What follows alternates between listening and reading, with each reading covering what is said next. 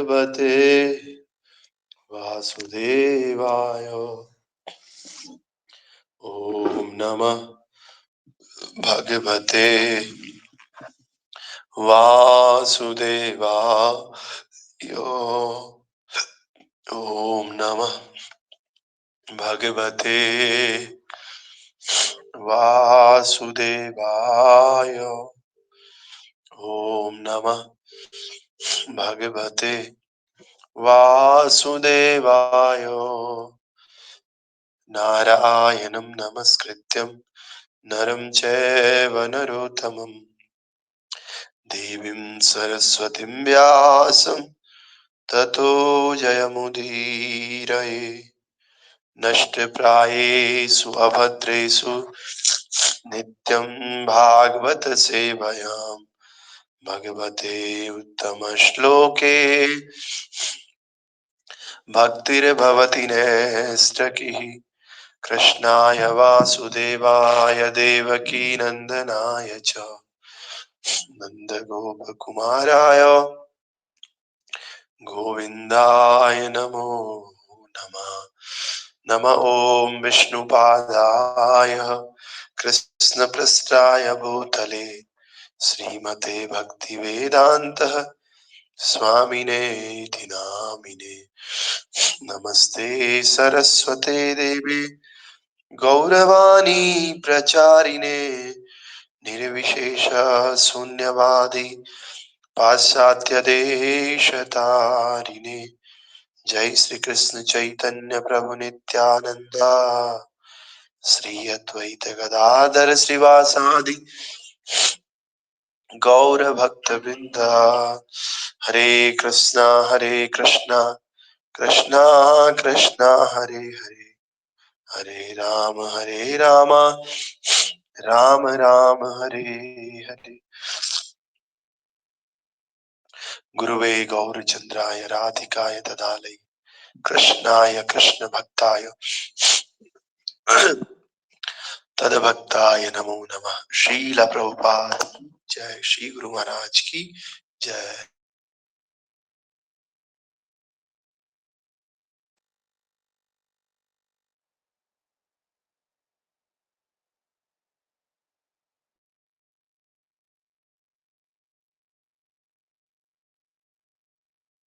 हरे कृष्णा कृष्णा कृष्णा हरे हरे, हरे राम राम राम हरे हरे। कम करोति वाचालं पंगुं लंघायते गिरिं यत्कृपां तमहं वन्दे श्री गुरो दीनतारिणं। श्री परमानंद माधवं श्री कृष्ण चैतन्य ईश्वरम। ग्रंथराज श्रीमद् भागवतम की जय, शिला प्रभुपाद की जय, श्री गुरु महाराज की जय, बसंत पंचमी महामहोत्सव की जय, सरस्वती माता की जय, निताय गौर प्रेमानंदे। हरि हरि बोल।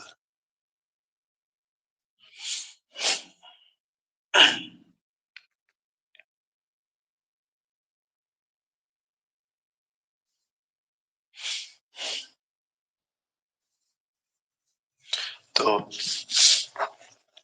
आज हम पढ़ रहे हैं ग्रंथराज श्रीमद् भागवतम, पहला स्कंद, अध्याय संख्या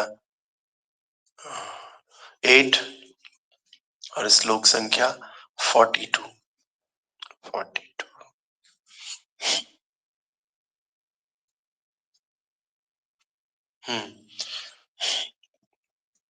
त्वयि मे अनन्य विषया, त्वयि मेऽनन्य विषयः मतिर्मधुपते सकृत् रतिमुद्वहिता दद्दा गङ्गेवोघमुदन्वतिः। त्वयि मेऽनन्य विषया मतिर्मधुपते सकृत् रतिमुद्वहता दद्दा गङ्गेवोघमुदन्वतिः।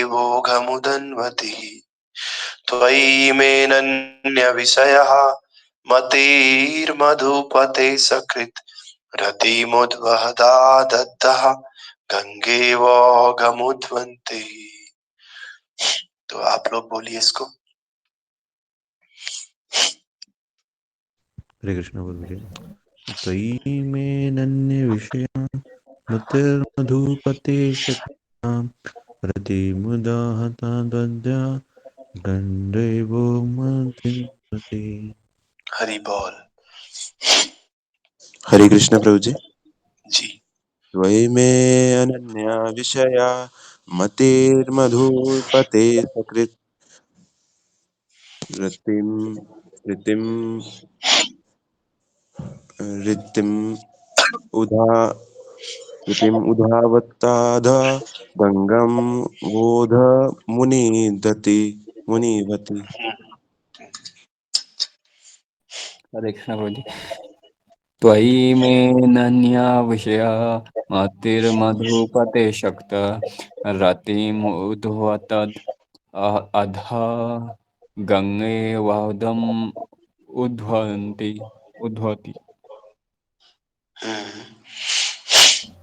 हरे कृष्ण प्रभु जी। त्वयि मे नन्य विषया मतिर्मधुपते सकृत् रतिम् उद्वहतात् अधा गंगे वोधमुदन्वति। हरे कृष्ण प्रभु ओके। जी। त्वयि मे अन्य विषया मतिर्मधुपते सकृत् रतिम् उदवाह दत्तधाः गंगे वेगम् उदन्वति। ओके। तो Lord of Madhu, as the Ganges forever flows to the sea without hindrance, let my attraction be constantly drawn unto you without being diverted to anyone else. तो कल कुंती महारानी ने कहा था कि मेरे स्वजनों के प्रति जो प्रेम का बंधन है, या मेरा जो पांडवों के प्रति या फिर अपने मायके वालों के प्रति जो प्रेम का बंधन है, इस बंधन को आप काट दीजिए, बंधन के पास को आप काट डालो। तो अगर इस बंधन को काटना है तो किस बंधन में रहना है? क्योंकि कोई भी व्यक्ति जब तक बंधा हुआ नहीं है ना कहीं पर, तब तक उसको मजा नहीं आता है। हमें इस संसार में जीने के लिए या संसार से बाहर कहीं भी जीने के लिए कोई ना कोई बंधन अवश्य चाहिए, क्योंकि बिना बंधन के हम नहीं रह सकते हैं। इसी प्रकार से कह रहे हैं कि आप ये वाला बंधन तो काट दो, लेकिन क्या करो आप जो है, जिस प्रकार गंगा नदी बिना किसी व्यवधान के हमेशा समुद्र की तरफ बहती है, कोई बीच में हिंड्रेंस नहीं है। कभी आपने ऐसा नहीं सुना होगा कि गंगा 2 महीने के लिए रुक गई है, बीच में कोई ऑब्स्टेकल आ गया तो गंगा आगे नहीं जा पा रही। ऐसा नहीं हो सकता है। कहीं ना कहीं से गंगा अपना रास्ता निकाल देती है। तो बिना किसी व्यवधान के जैसे गंगा मैया चली जाती है, बहती रहती है, किस तरफ? Toward the ocean, toward the समुद्र, समुद्र की तरफ कॉन्स्टेंटली बहती रहती है। उसी प्रकार मेरा आकर्षण अन्य किसी और न भटकर आपकी ओर निरंतर बना रहे। बीच में अगर आप कोई ऑब्स्टेकल डालोगी भी ना गंगा मैया के, तो वो कहीं ना कहीं रास्ता बना करके आगे निकल जाएगी। तो इसी प्रकार से हमने भी क्या करना है कि अपना जो आकर्षण है वो केवल भगवान की तरफ रखना है, और without any deviation, without any hindrance. Hindrance मतलब होता है रुकावट। बिना किसी रुकावट के हमने भी भगवान की तरफ खींचे चले जाना है। और ऐसा करने के लिए हम भगवान से प्रार्थना कर रहे हैं। कुंती महारानी भगवान से प्रार्थना कर रही है। तो इसी प्रकार संसार के बंधन को तोड़ना है और भगवान से बंधन जोड़ना है। इसी को भगवान की भक्ति बोलते हैं, और इसी को कृष्णा कॉन्शियसनेस बोलते हैं, जिसका एस्टेब्लिशमेंट श्रील प्रभुपाद ने किया। तो तात्पर्य में प्रभुपाद कह रहे हैं, तात्पर्य भाई अर्चनीय, वंदनीय, प्रातः स्मरणीय जगत गुरु श्रील प्रभुपाद जी द्वारा श्रील प्रभुपाद की जय। शुद्ध भक्तिमय सेवा की पूर्णता तभी प्राप्त होती है जब संपूर्ण ध्यान भगवान की दिव्य प्रेममय सेवा की ओर लगता है। अन्य समस्त स्नेह बंधनों को काटने का अर्थ किसी दूसरे से स्नेह जैसे सूक्ष्म भाव का पूर्ण निषेध नहीं होता। ऐसा संभव ही नहीं। चाहे कोई भी जीव क्यों ना हो, उसमें दूसरों के प्रति स्नेह की भावना होती ही है, क्योंकि यह जीवन का एक लक्षण है। इच्छा, क्रोध, लोभ, आकर्षण आदि जैसे जीवन के लक्षणों को विनाश नहीं किया जा सकता है, केवल इसके लक्ष्य को बदलना होता है। इच्छा को कभी भी नकारा नहीं जा सकता, लेकिन भक्ति योग में इच्छा को इंद्रिय तृप्ति के स्थान पर भगवान की सेवा में लगाना होता है। परिवार, समाज, देश इत्यादि के प्रति हमारा जो सो कॉल्ड स्नेह है, इसे इंद्रिय तृप्ति की अवस्थाओं के सिवा अन्य कुछ भी नहीं है। जब इस इच्छा को भगवान की सेवा में या भगवान की संतुष्टि के लिए बदल दिया जाता है, तब यह भक्ति कहलाती है। तो भक्ति तो हम सब लोग कर रहे हैं, लेकिन प्रभुपाद कह रहे हैं शुद्ध भक्ति तब होती है जब हम पूरा ध्यान भगवान की सेवा की ओर लगाते हैं। पूरा का पूरा अपना ध्यान प्रभु के चरणों में रहता है। और ऐसा, इसका मतलब ऐसा भी नहीं है कि किसी दूसरे को हमने प्रेम से देखना ही नहीं है, किसी को प्रेम से बात करनी ही नहीं है। प्रभुपाद जी कह रहे हैं ऐसा हो ही नहीं सकता, दिस इज नॉट पॉसिबल।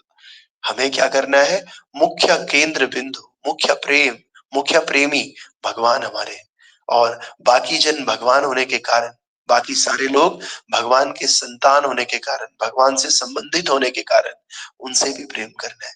लेकिन प्रेम का प्राइमरी सोर्स भगवान से कृष्ण होने चाहिए। इसके अलावा हम जो भी करते हैं कृष्ण को किनारा करके, वो सब हमारे इंद्रियों की तृप्ति मात्र होती है। कोई सोशल सर्विस करे या कोई किसी भी तरह की सर्विस क्यों ना करे। प्रभुपाद तो एक जगह कहते हैं चाहे कोई बड़ा अस्पताल भी खोल रहा है, लोगों को लग रहा है ये लोगों की सेवा कर रहा है, लेकिन नहीं, सेवा तो कर रहा है, लेकिन कहीं ना कहीं इंद्रिय तृप्ति है। क्या इंद्रिय तृप्ति है? मैं कर रहा हूँ। और जहां पर मैं आ जाता है वो फिर भक्ति नहीं रहती है। वही अस्पताल अगर वो भगवान को केंद्र में रखकर खोलेंगे ना, तो फिर ये भक्ति बन जाएगी। प्रभुपाद कह रहे हैं कि जो भी काम हम भगवान की संतुष्टि के लिए करते हैं वो भक्ति कहलाती है। और बाकी परिवार के लिए जो करते हैं, समाज के लिए जो करते हैं, देश के लिए करते हैं, है कि नहीं, या किसी अन्य की सेवा करते हैं प्रेम के कारण, तो ये सब इंद्रिय तृप्ति की अलग अलग अवस्थाएं हैं। कोई छोटी अवस्था है, कोई बड़ी अवस्था है, कोई बड़े लेवल पे इंद्रिय तृप्ति कर रहा है, कोई छोटे लेवल पे इंद्रिय तृप्ति कर रहा है, लेकिन है ये सारा का सारा सेंस ग्रेटिफिकेशन है। तो क्या चीज सेंस ग्रेटिफिकेशन नहीं है? When the desire is changed for the satisfaction of the Lord, it is called devotional service. जब यही इंद्रिय तृप्ति की इच्छा भगवान के साथ हम करते हैं, तब इसको बोलते हैं डिवोशनल सर्विस। प्रभुपाद कह रहे हैं इच्छाओं का निषेध नहीं हो सकता है, इच्छाएं कभी खत्म नहीं हो सकती, लेकिन इन इच्छाओं को भगवान की तरफ कन्वर्ट करना होता है। तो श्रीमद् भागवत गीता में हम देख सकते हैं कि अर्जुन अपनी स्वयं की इच्छाओं की तुष्टि के लिए भाइयों संबंधियों से लड़ना नहीं चाह रहा है। अर्जुन की अपनी इच्छा है कि मैं, मेरे भाई हैं, मेरे ताऊ हैं, मेरे चाचा हैं, मेरे गुरु हैं, लेकिन जब उसने भगवान का संदेश भगवत गीता सुनी तो उसने अपना निर्णय बदल दिया और भगवान की सेवा की। इसी प्रकार से ऐसा करने के कारण वह भगवान का विख्यात भक्त बन गया, क्योंकि समस्त शास्त्रों में घोषित किया गया है कि अर्जुन ने भगवान से सख्य भाव में भक्तिमय सेवा द्वारा आध्यात्मिक सिद्धि प्राप्त की। युद्ध हो रहा था, मित्रता भी चल रही थी, और वहां पर अर्जुन भी था और वहां पर भगवान कृष्ण भी थे, लेकिन भक्तिमय सेवा के कारण अर्जुन सर्वथा भिन्न बन गया। कहने का मतलब ये है कि देखो, पहले भी वही अर्जुन था जो युद्ध करने के लिए मना कर रहा है, पहले भी वही युद्ध भूमि थी कुरुक्षेत्र की, और अभी भी वही है। पहले भी वही सब लोग थे, अभी भी वही है, लेकिन पहले वो इंद्रिय तृप्ति कर रहा था अर्जुन, लेकिन अभी जब भगवान ने भगवत गीता सुनाई तो अब वही चीजों के साथ रहते हुए भी वो अब भक्ति बन गया, क्योंकि अब वो भगवान के आदेश का पालन कर रहा है। इसी प्रकार से अगर हम भी अपने जीवन में बदलाव चाहते हैं, हम भी भक्ति चाहते हैं, तो हमें क्या करना होगा? जो काम हम कर रहे हैं बस वही करते रहना है, लेकिन क्या सुन लेना है? भगवत गीता सुन लेनी, और भगवत गीता सुनने के बाद भगवान के आदेश के अनुसार उस काम को करना है। तो इस प्रकार से कुंती की जो प्रार्थनाएं वे भी कार्यों में वैसे ही परिवर्तन का संकेत करती है। श्रीमती कुंती विचलित हुए बिना भगवान की सेवा करना चाह रही, और ये उनकी प्रार्थना थी। ये अनन्य भक्ति ही जीवन का परम लक्ष्य है। सामान्य रूप से हमारा ध्यान ऐसी वस्तु की सेवा की ओर विचलित होता है जो ईश्वर से भिन्न है अथवा भगवान की योजना में नहीं होती है। तो मैं एक डिवोटी से मिला, डिवोटी ही है, तो बहुत एक आध साल पहले की बात होगी, 1-1.5 साल पहले की बात है। तो हमने उनको कहा चलो चलते हैं मंदिर, कहीं घूमने चलते हैं। तो कहते हैं नहीं मंदिर नहीं, कहीं और ले चलो। मंदिर नहीं, मंदिर बहुत हो गया, पिछले संडे भी मंदिर गए थे, मंदिर तो जाते ही रहते, कहीं और ले चलो। तो कहने का मतलब है हम भगवान से अलग जो योजनाएं होती है उनमें ज्यादा आनंद लेना चाहते हैं, और जो ईश्वर से भिन्न होती है उसमें जब यह योजना भगवान की सेवा में बदल जाती है ना, तो भगवान की सेवा से इंद्रियां शुद्ध हो जाती है और तब यह सेवा शुद्ध अनन्य भक्ति कहलाती है। श्रीमती कुंती देवी को इसी पूर्णता की कामना थी और वे भगवान से इसी के लिए प्रार्थना कर रही थी। तो पांडवों तथा वृष्णियों के प्रति जो उनका स्नेह था उसकी परिधि से बाहर नहीं है, क्योंकि भगवान की सेवा तथा भक्तों की सेवा अभिन्न है। कभी कभी भक्त की सेवा भगवान की सेवा से भी ऊपर होती है। क्योंकि भक्त से भगवान से ज्यादा दयालु तो भक्त है। तो इस संबंध में एक कथा मुझे याद आ रही है। एक बार एक भक्त था, तो उस भक्त ने बहुत तपस्या करी। तो नारद जी को उन्होंने बोला कि नारद जी मेरे घर संतान नहीं है, मुझे संतान चाहिए। तो नारद जी ने कहा ठीक है, मैं भगवान से पूछूंगा। नारद जी गए भगवान के पास और भगवान जी को बोला कि प्रभु इसको संतान देनी है, इसके घर में संतान नहीं है। तो भगवान कहते हैं कि अरे इसके किस्मत में तो संतान है ही नहीं, संतान हो ही नहीं सकता, मैं इसको संतान नहीं दे पाऊंगा क्योंकि इसके तो योग है ही नहीं संतान के। तो नारद जी वापस आते हैं, बोलते हैं कि बड़े दुख की बात है, आपको बिना संतान के ही रहना पड़ेगा, आपके भाग्य में कोई संतान नहीं। तो एक बार एक संत आते हैं और संत बाहर आते हैं भिक्षुक मांगने के लिए। एक रोटी ले लो, एक रोटी दे दो तो एक संतान होगी, 2 रोटी दे दो तो 2 संतान होगी, 3 रोटी दे दो तो 3 संतान, 4 रोटी दे दो तो 4 संतान होगी। तो इन्होंने कहा चलो दे के देख लेते हैं, क्या पता।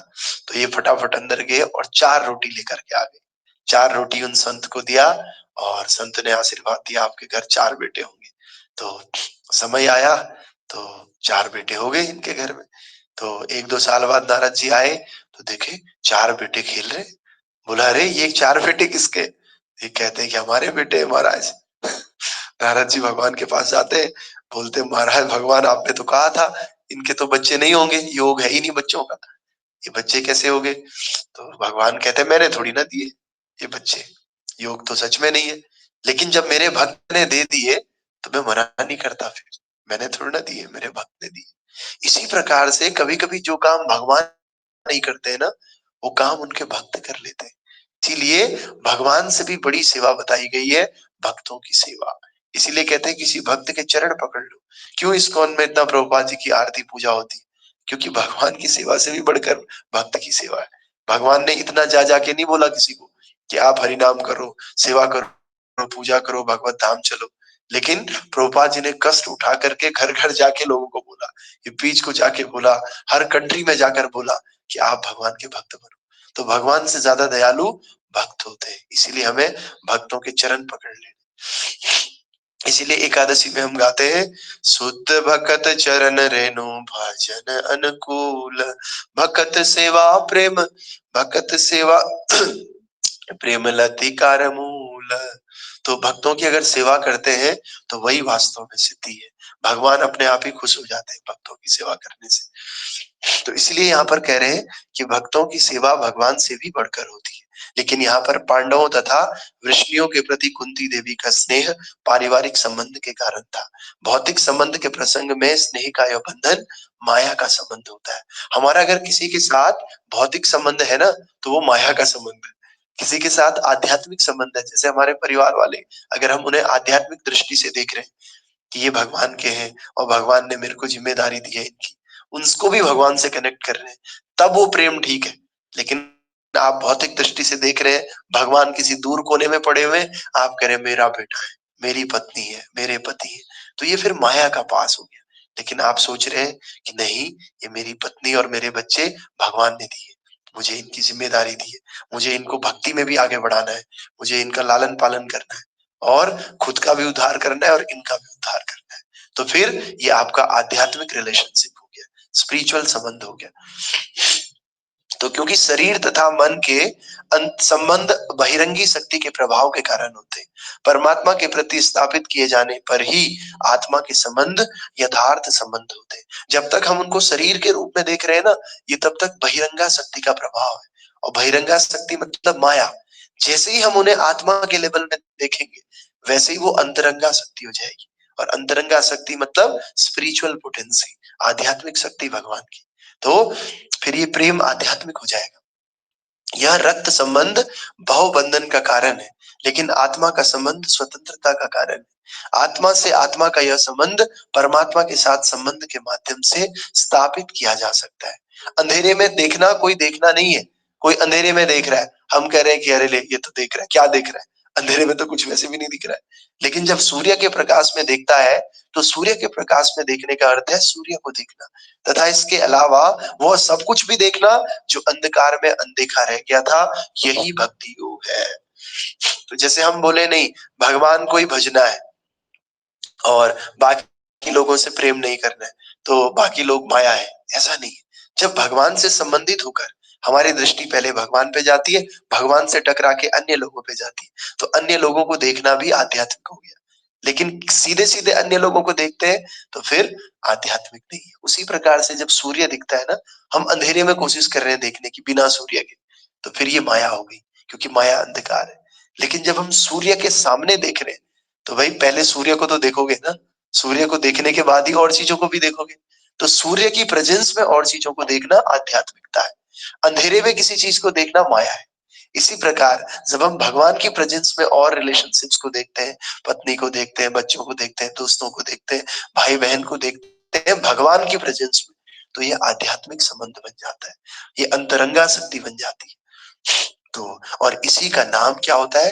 भक्ति योग होता है। इसी को कुंती महारानी कह रही है, शिला प्रभुपाद कह रही है कि जब आप सूर्य की प्रेजेंस में देखते हो, तो जो आपने अंधकार में नहीं भी देखा ना, वो भी दिख जाता है। इसीलिए कहते हैं भक्ति जो करता है वो सब कुछ कर सकता है, ये भक्ति की शक्ति है। तो ग्रंथराज श्रीमद् भागवतम की जय। आज बसंत पंचमी है, और बसंत पंचमी क्या है? बेसिकली बसंत पंचमी शरद ऋतु का अंत है, और आज से वसंत ऋतु का आगमन है। भगवान ने भगवत गीता में कहा, मासानां मार्गशीर्षोऽहं ऋतूनां कुसुमाकरम्, ऋतूनां कुसुमाकर, महीनों में मैं मार्गशीर्ष का महीना, और ऋतुओं में मैं बसंत ऋतु। तो ये बसंत ऋतु का आगमन बहुत ही सुंदर है। इसमें नया जीवन शक्ति लोगों को मिलती है। और ये जो ये सरस्वती माँ का प्राकट्य इस दिन हुआ था। ब्रह्मा जी ने जब ये सृष्टि करी थी, तो सबसे पहले इसमें कोई बोल नहीं पाते थे लोग, वाणी की शक्ति नहीं थी संसार में। तो ब्रह्मा जी ने सृष्टि तो कर ली, लेकिन मजा नहीं आ रहा था, बिना बोले कैसे मजा आएगा। तो ब्रह्मा जी कमंडल से जल लेते हैं, जल लेकर के इस संसार पे, इस सृष्टि पे डालते हैं। जैसे ही डालते हैं तो वहां से सरस्वती माँ प्रकट होती है, सुंदर सी देवी। तो ये सरस्वती माँ आज के दिन प्रकट हुई थी। इसलिए आज के दिन स्कूल, कॉलेज या फिर कोई जो म्यूजिशियंस होते हैं, ये सब लोग आज से सरस्वती माँ का वंदना करते हैं, क्योंकि सरस्वती माँ बुद्धि की देवी है, और सरस्वती माँ वाणी की देवी है। वाणी, जो लोग गायन करते हैं, सुंदर कंठ जिनका होता है, ये सब सरस्वती माँ की कृपा होती है। बुद्धि और विद्या, बुद्धि, विद्या और वाणी, इन तीनों की देवी सरस्वती मैया है। सरस्वती माँ का पूजन आज के दिन किया जाता है। जिसके पास भी ये शक्ति होती है ना, अच्छा बोलने की, अच्छा ज्ञान जिसके पास होता है, ये सब सरस्वती माँ की कृपा होती है। तो इसीलिए सरस्वती माँ को मर्या वंदना होती थी। सामा पातु सरस्वती भगवती निशेष जाणाप्यहा वीणा पुस्तक धारिणी भयमदाम जागंधकारपहाम वंदे ताम परमेश्वरीं भगवतीं बुद्धि प्रदाम शारदाम। तो सरस्वती मैया को शारदा भी कहते हैं। तो एक भजन भी है, हे शारदे माँ, हे शारदे माँ, अज्ञानता से हमें तार दे माँ। हे शारदे माँ, हे शारदे माँ, अज्ञानता से हमें तार दे माँ। तू स्वर की देवी है, संगीत तुझसे, हर स्वर तेरा है, ये हर गीत तुझसे। हे शारदे माँ, हे शारदे माँ, अज्ञानता से हमें तार दे माँ। तो इस प्रकार से सरस्वती मैया से हमें ज्ञान मांगना चाहिए, ऐसा ज्ञान जिसको प्राप्त करके हम भगवान से कृष्ण को प्राप्त कर सके। बस ज्ञान भी कई तरह का हो सकता है, लेकिन वो ज्ञान जो हमें इस भवबंधन से मुक्त करा सके।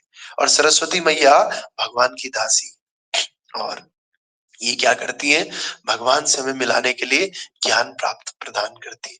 भगवान की जो बांसुरी है ना, ये बांसुरी भी सरस्वती मैया का ही है। और सरस्वती मैया वीणा धारण करती है। और सरस्वती मैया वैसे भगवान की जो वेणु है, अलग अलग पुराणों में अलग अलग व्याख्यान है। कई बार शिव जी को भी कहते हैं, शिव जी का अवतार है ये बंसी। तो कई बार ये भी कहते हैं सरस्वती मैया का अवतार है।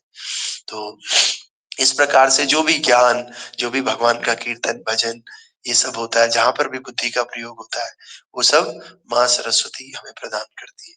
और आज के दिन येलो कलर पहना जाता है, देखो मैंने भी येलो पहना है मस्टर्ड कलर।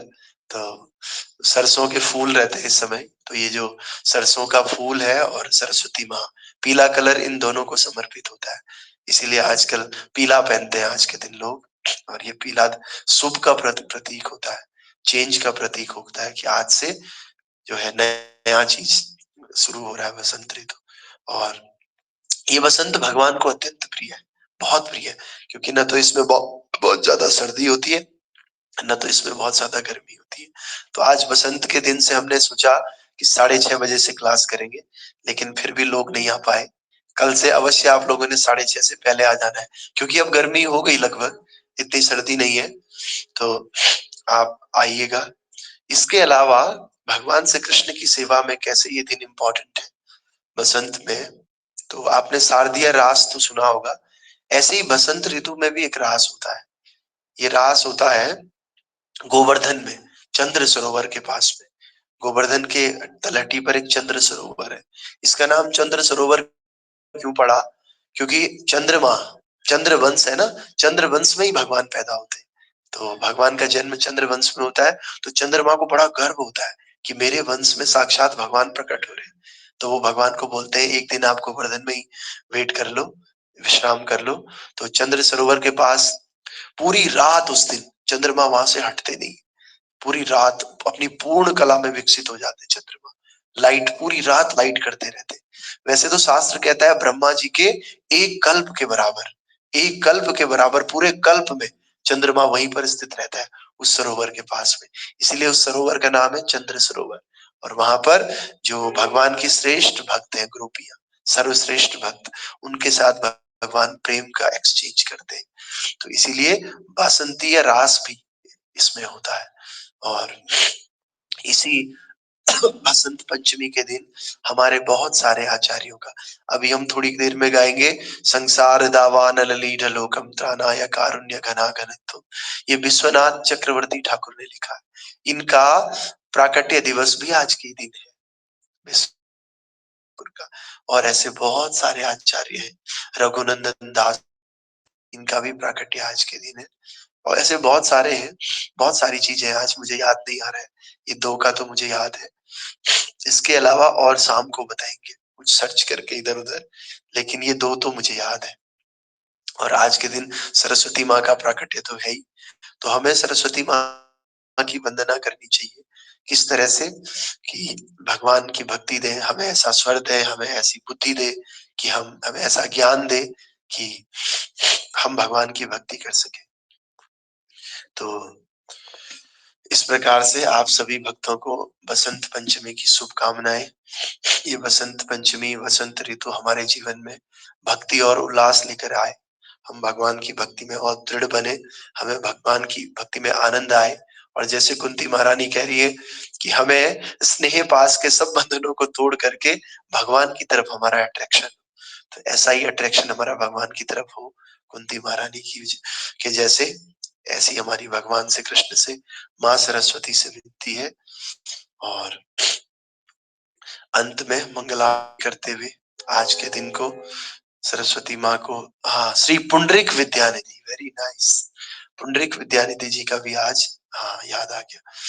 ये किसने दिया? हाँ, सौर्य नेगी जी, रघुनंदन ठाकुर, यस, ये तो बता ही दिया मैंने। और पुंडरीक विद्यानिधि, और कुछ एक और है, विश्वनाथ चक्रवर्ती ठाकुर तो है। हाँ, विष्णु, अरे ये तो बहुत इंपॉर्टेंट है, appearance day of Shrimati Vishnupriya Devi Das. तो विष्णुप्रिया माता जी श्री चैतन्य महाप्रभु की धर्म पत्नी है, तो उनका भी आज अपीयरेंस डे है। सोचिए, विष्णुप्रिया माता, विष्णुप्रिया माता वो माता है कि जिनके रहते हुए भगवान ने सन्यास ले लिया था, 24 साल के प्रभु। सोचिए, किसी का विवाह हो 23 साल में, और विवाह के 6-7 महीने बाद उनका पति, जवान पति, घर छोड़ करके चले जाए। और विष्णुप्रिया माता इस समय 16-17 साल की थी।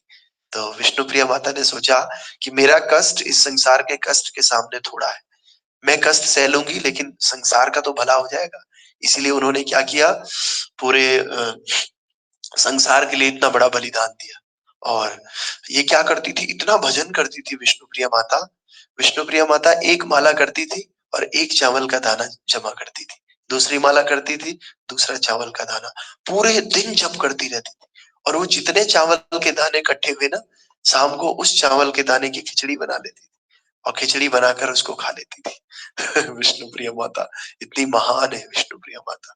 बोलिए विष्णुप्रिया माता की जय, श्री चैतन्य महाप्रभु की जय। विश्वनाथ चक्रवर्ती ठाकुर, जिन्होंने भागवत के ऊपर टीका लिखी, जिन्होंने ये मंगला आरती, संसार दावानल लिखा, उनका भी आज प्राकट्य है।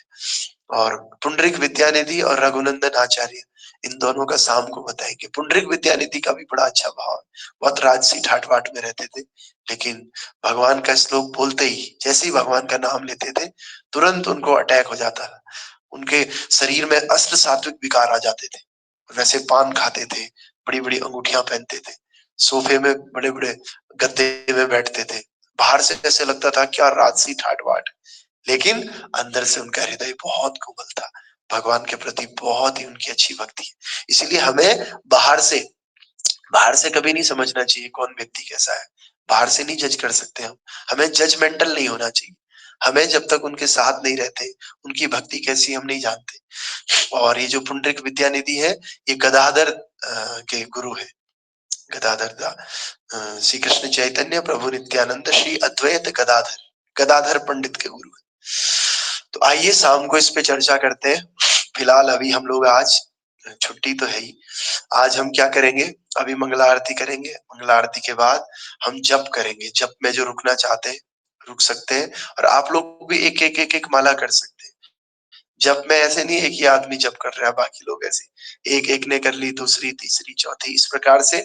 और वीडियो खोल के करते हैं तो ज्यादा अच्छा है, कम से कम छोड़ते समय वीडियो खोले, अच्छा लगता है। संसार दावा